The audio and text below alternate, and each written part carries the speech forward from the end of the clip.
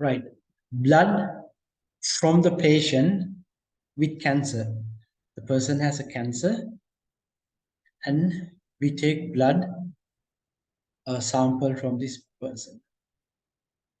When we take blood, we know that blood cell has uh, white blood cells and red blood cells.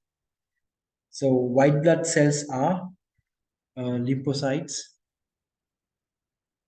and monocytes and the neutrophil-like cells, collection of different white blood cells. So T lymphocyte and B lymphocyte are again in the blood. So then T cells, we can find T cells in the blood. Then we have a method, we can isolate T cells only. So the method isolate only T cells. Then step 2, a gene coding for CAR is inserted into a virus. Okay.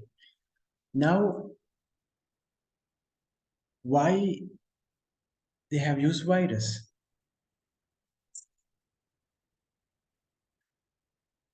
Right now, you can understand all what we learned so far.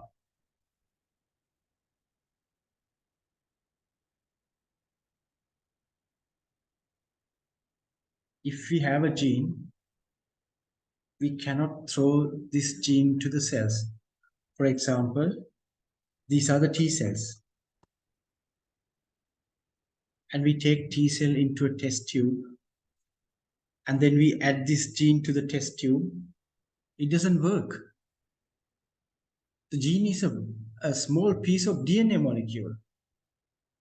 So how can this DNA molecule can cross the cell membrane?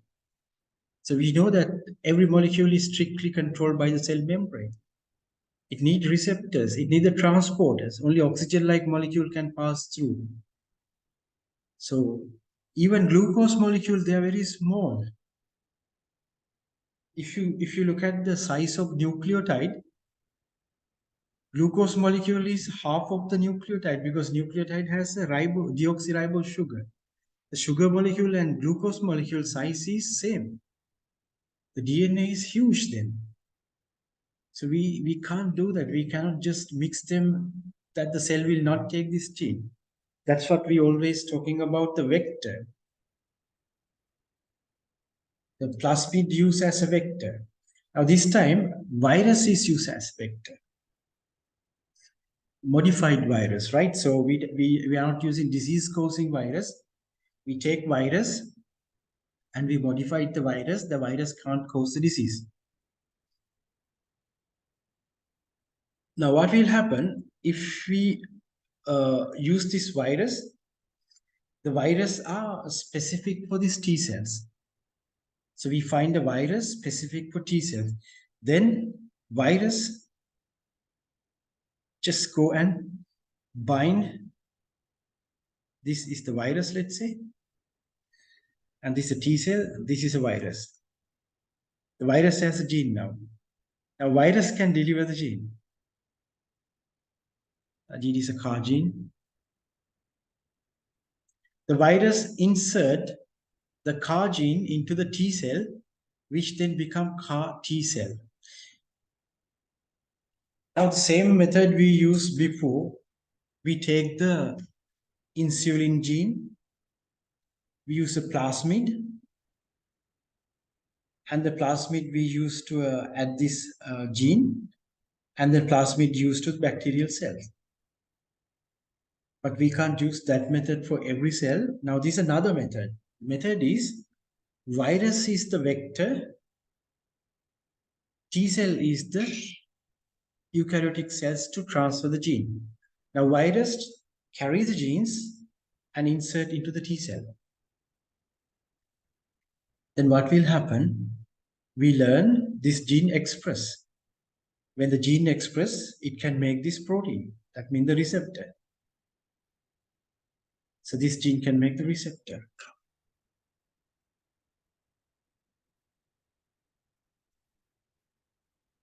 Then the CAR T cell are replicated in the lab.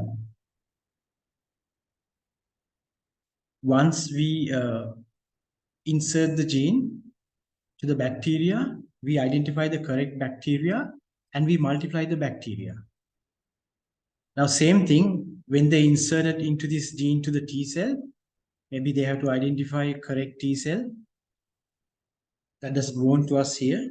Like I said that plasmid can only insert gene to few bacteria. We identify these few bacteria because of the color, a reporter gene. They have to do the same thing, but we don't want that not mentioned. After they identify correct T cell, they amplify this T cell.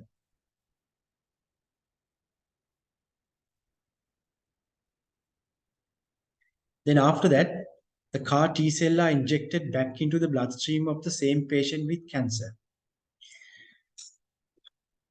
So this one they amplify and then inject into the same person. Now you know why we take cells from the same patient, why we inject to the same person, why it is important to take the T cell from the same person. Because if we take from other person, the T cells are not the same. There is chance of rejection. So we have to take the same person T cell. Okay, this is the question, right? So far we discussed about the method, about the questions. Now the question is, the virus used in this procedure is modified so that it is not pathogenic. So virus is modified, the vector is modified, it is not pathogenic. Which virus would be suitable to use in step 2? Now it's quite straightforward.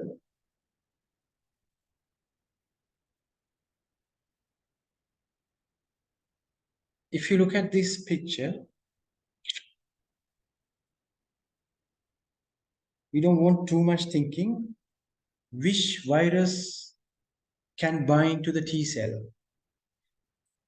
So we have to address the question, which virus can bind to the T cell? I gave the answer. I gave the answer here. I gave the answer. HIV virus infect T cell.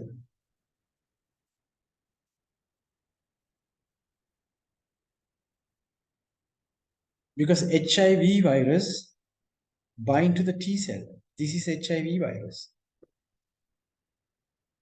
HIV virus has the capacity to bind a T cell. Other virus, they can't bind. So the answer is there.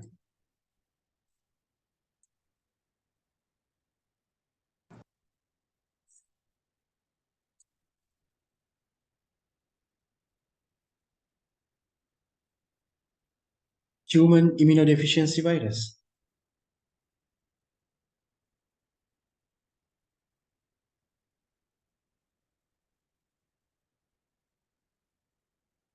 And you know, tobacco mosaic virus infect the tobacco plant. It is specific only to tobacco plant cell. Lambda parch, specific to binding to the bacterial cells. Ebola virus, it is again human virus. It can affect the multiple cells like a red blood cell like things. But HIV is known to be only virus bind to the T cell. Explain why CAR gene is inserted into the T cell in step 3. If you really understand the question, answer is easy. Why CAR gene is inserted into step 3? Because here I mentioned when the CAR gene is there, CAR gene expresses the receptor protein. The receptor protein can bind to the antigen. Here is a CAR gene receptor which can bind to the antigen.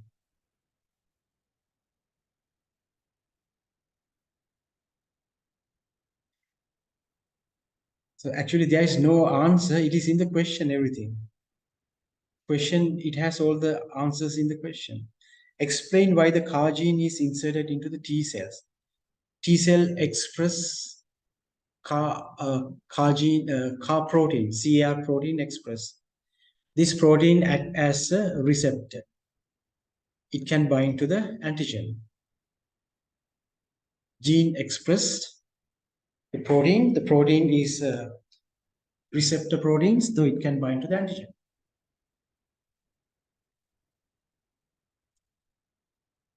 Explain the importance of mitosis in the replication of CAR T cells in step 4. Again, mitosis like thing you learn in early stage, like in the ACE level, but you have to apply your general knowledge and the specific knowledge for this kind of a multi disciplinary area. Sometimes questions are not purely from the lesson. Now, what is the purpose of mitosis? Mitosis make genetically similar cells. If CAR T cells replicate the mitosis, they produce genetically identical cells. When they produce genetically identical cell, all cells have the CAR gene. So then we can use these cells for the treatment, as they all have this receptor to bind to the antigens. So mitosis produce genetically identical cells. These cells, when they replicate, produce CAR proteins. This protein acts as a receptor to bind to the antigen.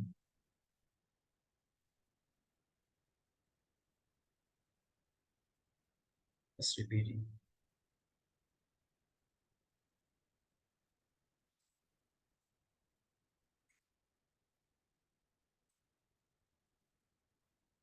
T cells are removed from a patient with cancer.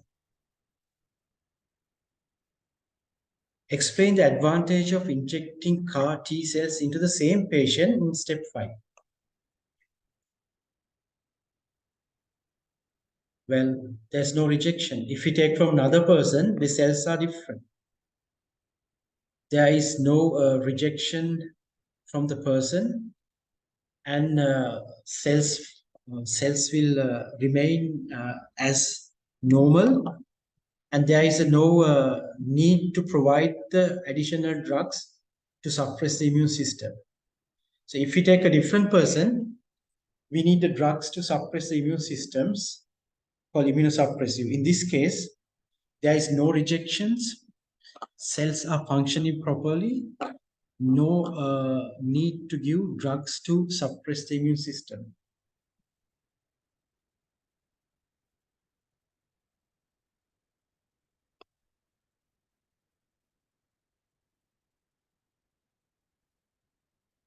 Okay, currently the use of CAR T cells has been effective against blood cell cancer only. Now, this one suggests you need to understand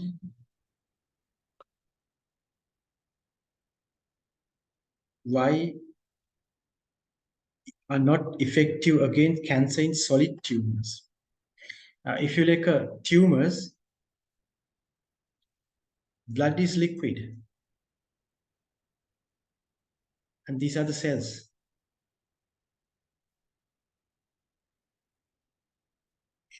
If you take a solid cell tumors, for example, skin, liver, breast cancer things, so what we can notice is the cells. It's a completely fat with cells.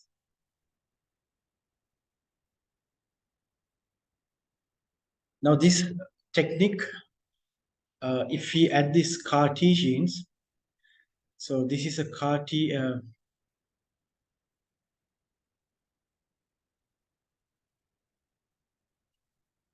This one is the cell now giving back to the person, and it has this receptor to identify the antigen.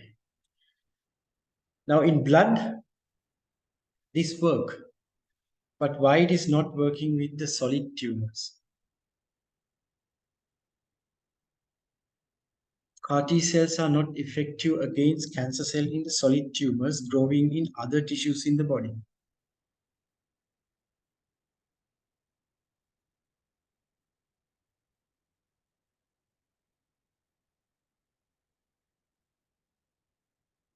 So you have to find the answer for this one using your maturity.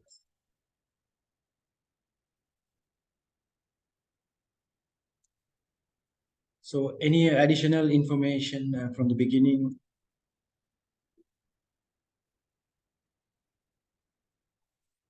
Cancer cell have a specific antigen on their surface. Okay. So then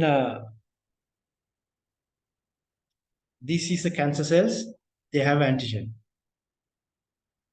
If this is a cancer cell, they have again antigen. Antigen is there.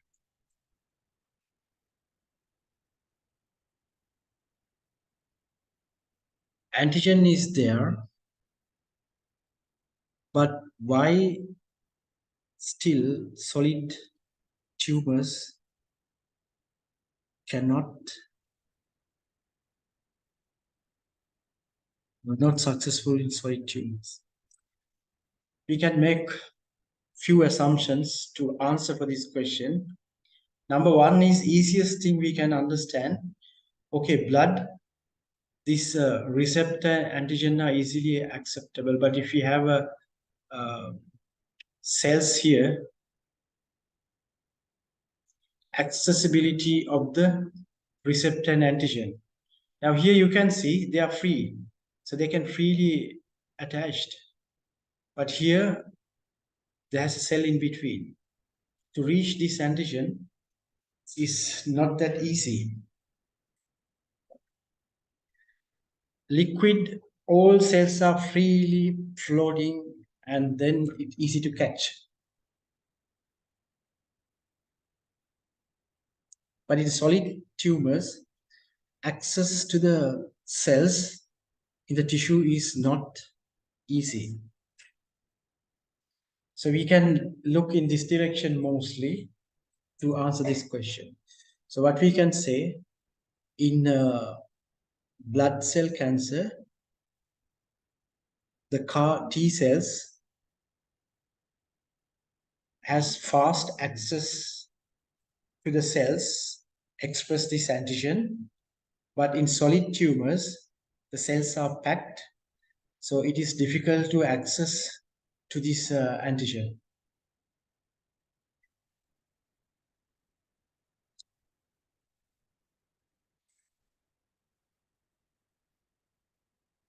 Okay, last topic. This is the last lesson. Risk and benefit associated with the use of genetically modified organism.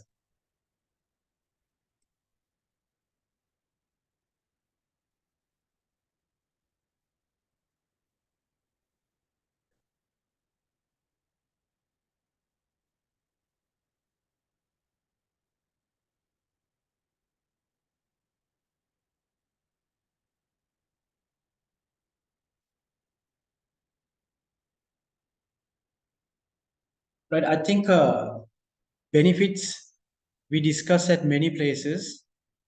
Today, even starting, we discuss if we use in agriculture, we can increase the yield, we can increase the quality, we can increase the tolerance of the crops. And in medicine, we can increase the supply, and also we can increase the purity of the product, because insulin produced by that method is pure than extracting from animals.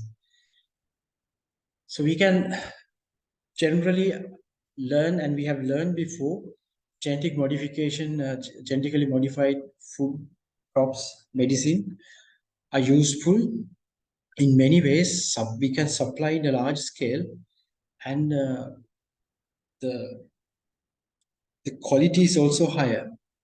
Product and quality is higher. So this is also a big attempt area to handle the current problems of population growth, climate change. It's affect everywhere.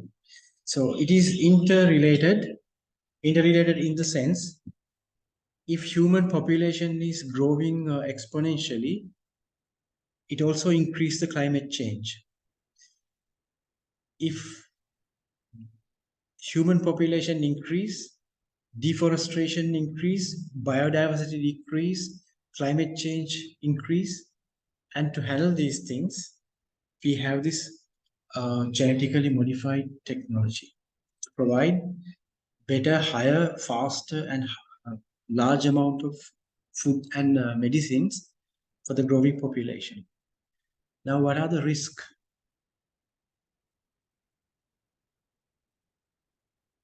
Okay, there are a few risks, main risks we can highlight. There are many risks, but we can highlight few risk factors. Number one,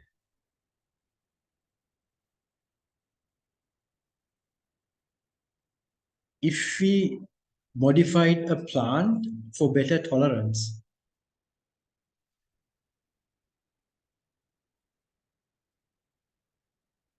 let's say this plant is genetically modified. What is genetic modification? Herbicide resistant.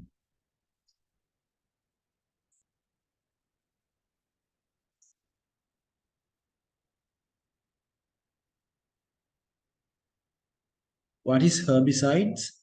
Chemical which kill plant. So why we need to develop herbicide? Because there is a big problem from the unwanted plant in the crop. So if we have an unwanted plant or pest which reduce the yield by compete with the nutrition, we want to remove this plant. Then what we can do, we apply herbicide. Herbicide can affect the crop. Herbicide can also affect the unwanted plant. Now in genetic modification, we develop herbicide resistant plants. Now herbicide resistant plant, they are resistant to herbicide, they are not dying. At the end, only the unwanted plants are dying.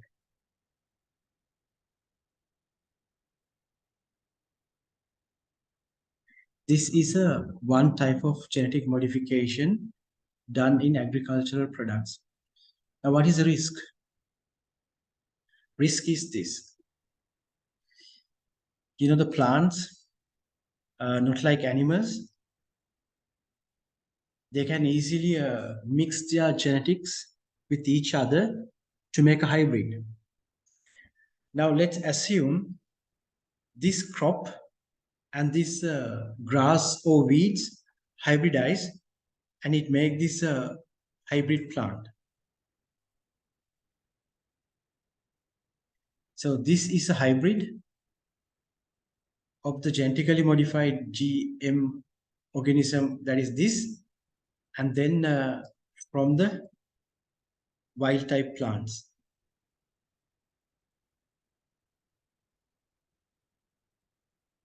Then the hybrid also carry this gene. So this is the problem, possible spread.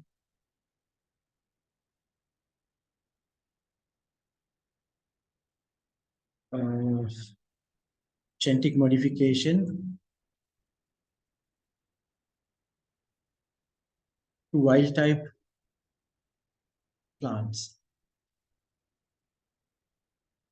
Then it's very difficult to control. We have no method.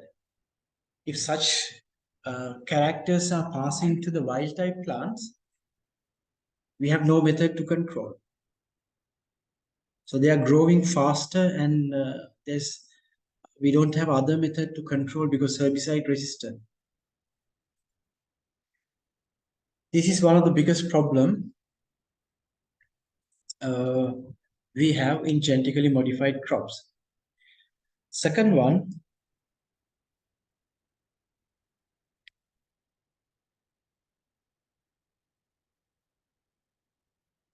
but it is, we can list, but we have removed this one, not the big problem at the moment.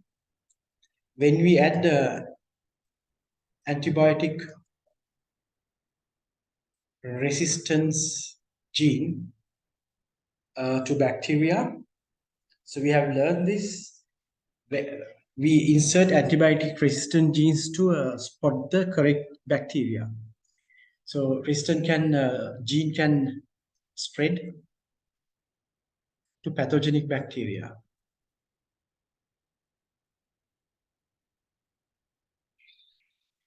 But we can also write this risk minimize by using reporter gene. So this risk is minimized. We don't use much now antibiotic resistant genes, and we have a risk minimized using these reporter genes. They express the color, green fluorescent, or maybe other colors in the medium spot as a blue color. Third one,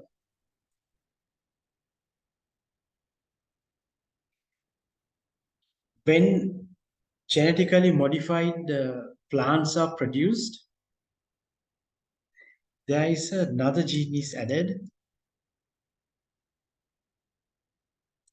to make seed sterile.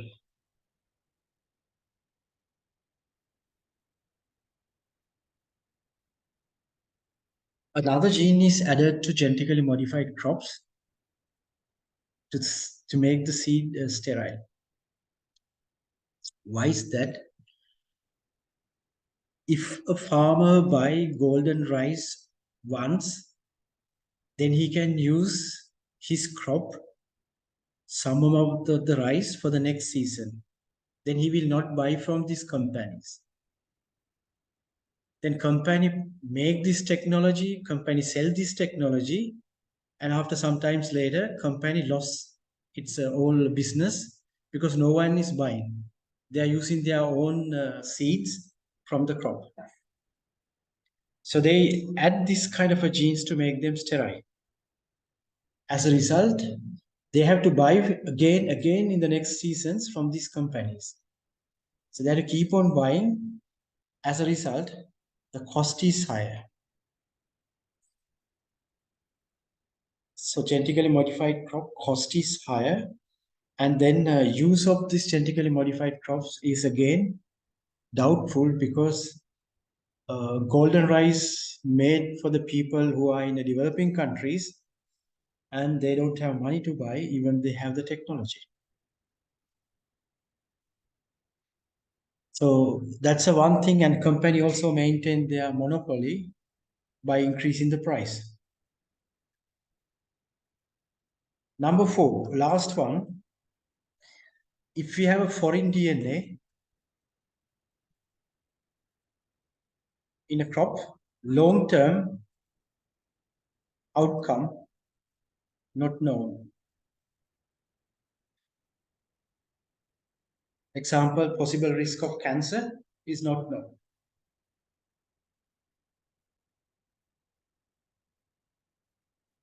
And possible side effect like toxicities and allergies can be also there. So these are the 4 main risk of genetically modified crops. Yeah, antibiotic resistant marker. I mean, I should write under this title, so I didn't see antibiotic resistant marker, infertile seed, foreign DNA, gene transfer. So these 4 I have listed here. Usually we should write under the topic, okay, it doesn't matter. These are the risks of genetically modified crop. Suggest how one of these risks could be reduced. I also mentioned that we can minimize the risk using a reporter genes.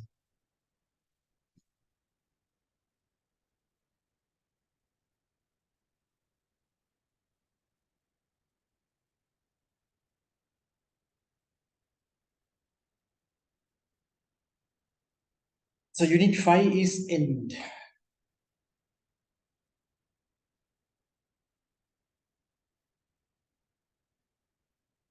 We have some lessons from unit 6. If you are sitting for unit 6 paper, there should be some lessons of unit 6.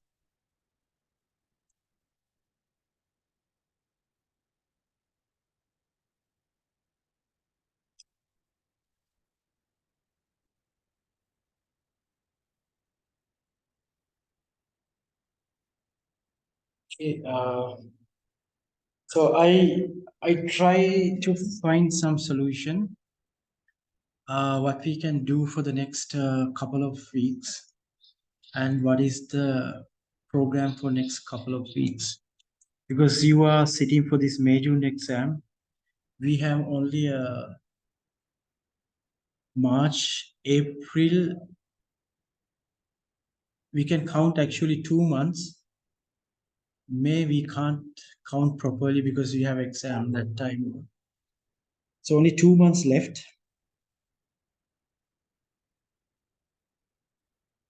But A2 syllabus is covered except the few lessons we need to cover from the unit 6.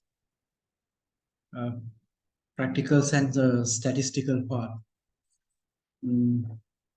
I will let you know then what is my plan to handle this section, and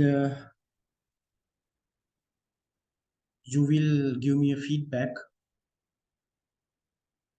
whether any program alternative changes, how it work with you.